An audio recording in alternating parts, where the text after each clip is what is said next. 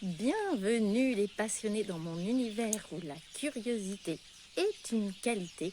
Alors, vos questions sont les bienvenues en direct ou en différé, en privé ou en commentaire. Team Replay, merci de faire un petit coucou. Et quand vous arrivez en direct également, ça fait toujours plaisir de voir qui est là, qui arrive. Aujourd'hui, nous allons parler... Coucou Aurélie, je viens de commencer. Aujourd'hui, je vais parler d'accompagner les morts, puisque comme vous le savez peut-être, j'ai fait une immersion autour de la mort pour les personnes qui font déjà du chamanisme ce week-end. Et puis, je suis en train de préparer une initiation pour honorer les défunts en fin de mois avec Julie. Et du coup, c'est vraiment le mois pour moi où justement nous allons passer petit à petit dans la saison sombre.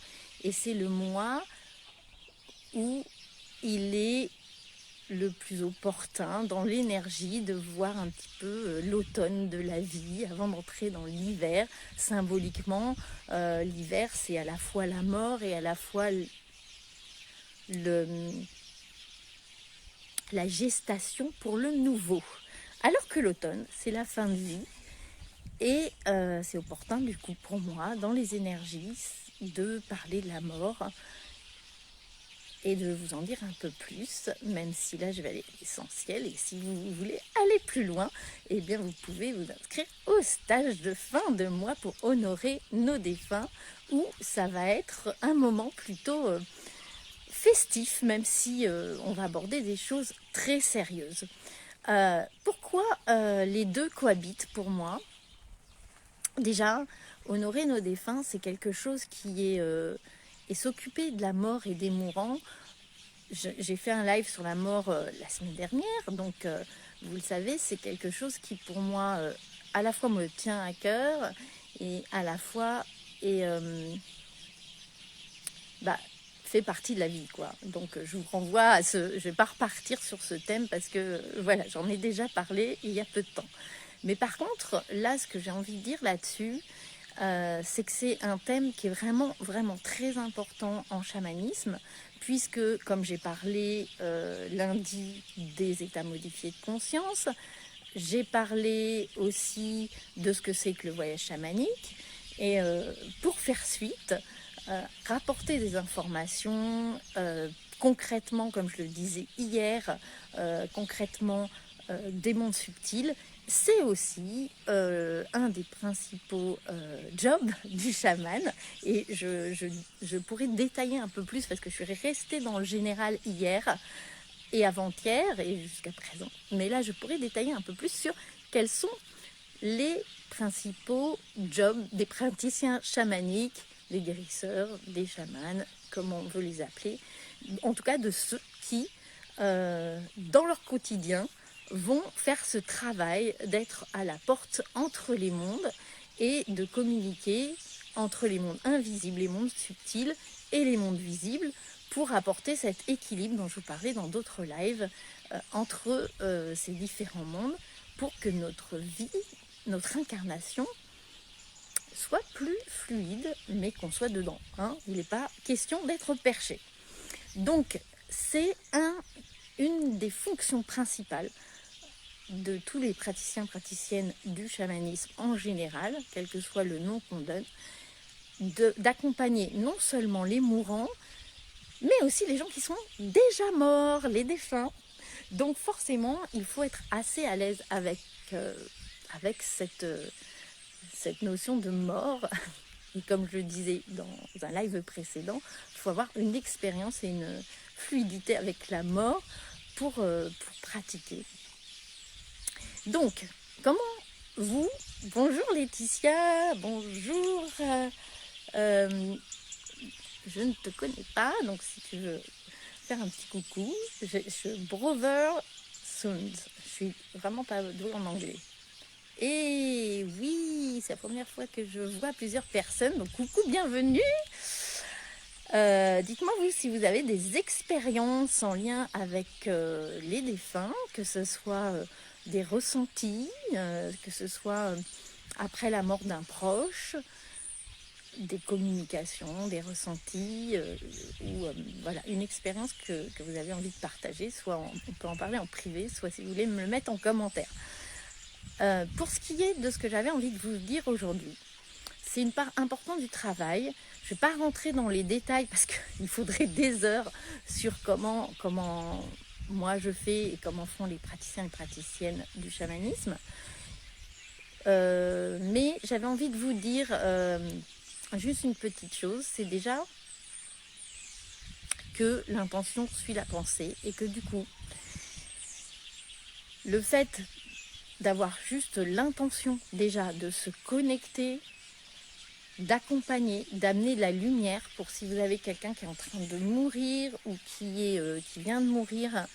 En général, dans toutes les traditions, en tout cas, on sait qu'il y a un sas entre le moment de la mort et le moment où vraiment la personne part là où elle doit aller. Il y a un sas plus ou moins long, mais en tout cas, on s'accorde à dire que c'est autour de 40 jours.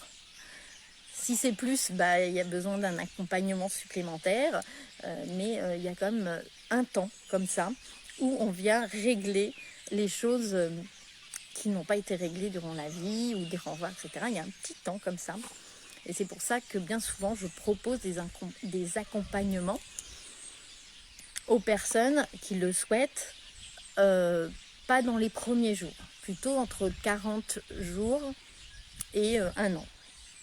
Une cérémonie, Lakota, qui est spécifique là-dessus et qu'on expérimentera d'ailleurs avec les personnes qui seront là à la fin du mois. Aurélie, j'en ai eu, mais ça serait un peu long en commentaire. Oui, j'imagine. Mais je sais surtout que cette manifestation m'avait fait du bien.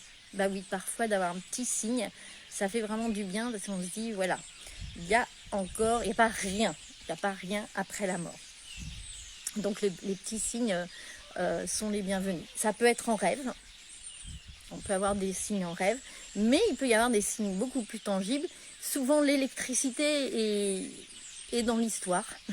Les perturbations électriques ou électromagnétiques sont assez courantes. Voilà, et ça peut être même au-delà. Laetitia, j'ai pas encore eu pour l'instant, en tout cas. Ok. Oui, c'est pas... remarque, je ne sais pas si tu dis que tu n'as pas encore eu de mort dans ton entourage ou de signes. Les deux sont possibles. Je te souhaite que ça soit pas encore eu de mort proche, parce que même si on sait qu'il y a quelque chose, même quand on est dans cette croyance ou conviction qu'il y a quelque chose après, la séparation, quelque chose de douloureux, ça n'empêche pas la tristesse. Mais ça, je le disais dans un autre live, mais c'est toujours bon à redire. Ok, Laetitia, pas de signe. Ok. J'ai eu une amie, son défunt mari lui avait fait tourner une horloge à l'envers. Oui, les horloges, ouais, effectivement. J'ai eu aussi la fille d'une amie qui avait envoyé le signe sur une horloge. On vient de me parler aussi des parfums d'un défunt. C'est ce que tu me fais penser avec le mari. Là, je connais le mari de quelqu'un là qui justement a souhaité prendre rendez-vous et pour qui c'est le parfum de son mari qui revient. Ça fait quelques années et ça revient. Donc là, il y aura quelque chose à aller faire pour elle et pour lui certainement, à l'aider. Voilà, mais en tout cas, à votre niveau déjà, j'en parlais avec une cliente cet après-midi qui me disait, mais déjà rien que d'allumer une bougie.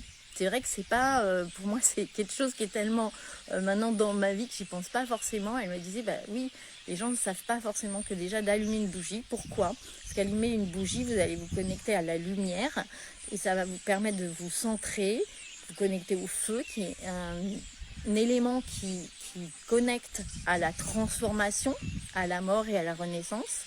Et aussi, ça peut être aussi d'avoir l'intention, alors selon, on peut mettre les mots, moi peu importe, je suis dans le chamanisme transculturel, donc il n'y a pas une culture, une croyance, une façon de dire. Moi, il y a des gens qui vont dire les anges, Dieu, Pachamama, peu importe, mais se connecter, la source, se connecter à cette énergie plus grande que nous, en envoyant un petit peu, tout simplement au cœur et à l'amour qu'on porte à cette personne, et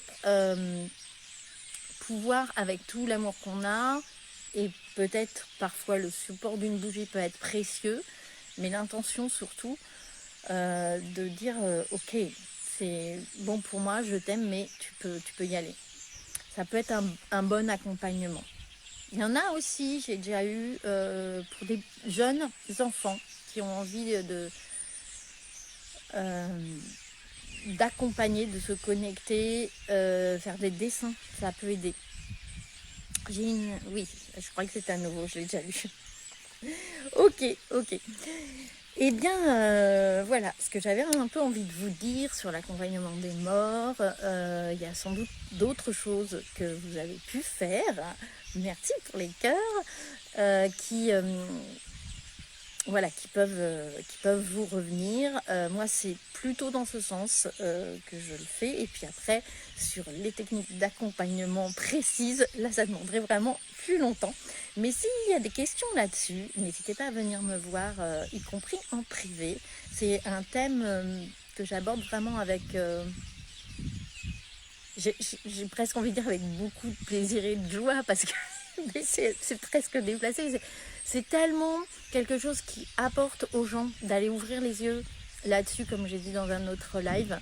C'est vraiment quelque chose qui peut changer la vie, mais positivement. Même si c'est pas facile, même si ça bouscule, il y a vraiment aussi de la joie à aller regarder tout ça et aller apporter tout ça. Ah, mon chien n'était pas encore venu, il est en approche. En fait, il me cadre pour que ça dure pas plus de 10 minutes à mon avis. Donc, je vais vous dire au revoir et à demain. Bonne soirée.